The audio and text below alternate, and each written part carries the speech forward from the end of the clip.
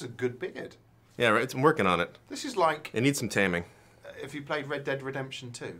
Yeah, not yet. Oh. Well, if you drink hair tonic, you can grow a beard like that in the game.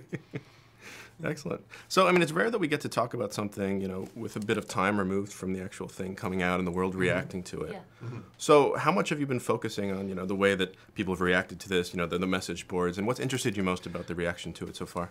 I've tried not to focus on it, personally, too much, because you can go a bit bananas if you read too much into that. It is interesting to see, it's good that people seem to have engaged with it, even if they didn't like it or whatever.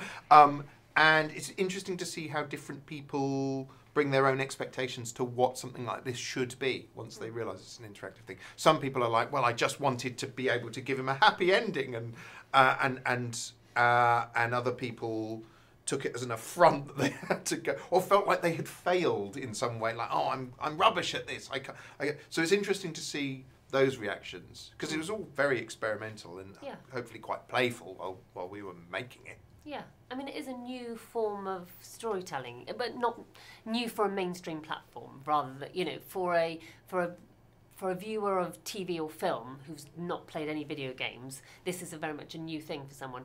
And so we were trying to give people a cinematic experience with a character that you cared for and you had an emotional engagement with, but trying to give that interactive level, because of course that's what the whole film is about, that's what Stefan's experiencing and going through, but it still make it feel like a cohesive whole.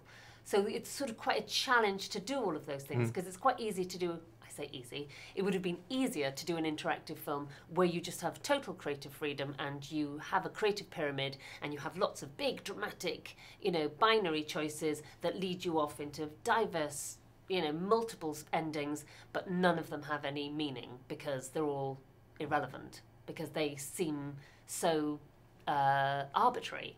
So we didn't want to do that. So we're trying to keep a creative whole. And so I hope that when you play it, that every time you get an ending, it builds and builds, and you get a greater understanding of Stefan's character and his world, but at the same time experience different tones and have a lot of fun with it.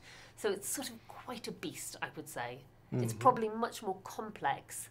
It was a lot more complex to develop than probably it appears as a film, I would say.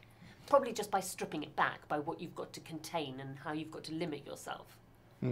How much has, you know, going through this process, and, you know, I'm sure you just burned your brains in thinking about this conceptually and making these characters work and making them pop, because you've got Colin, who's like perhaps the best creation of a character so far for Black Mirror, in my opinion.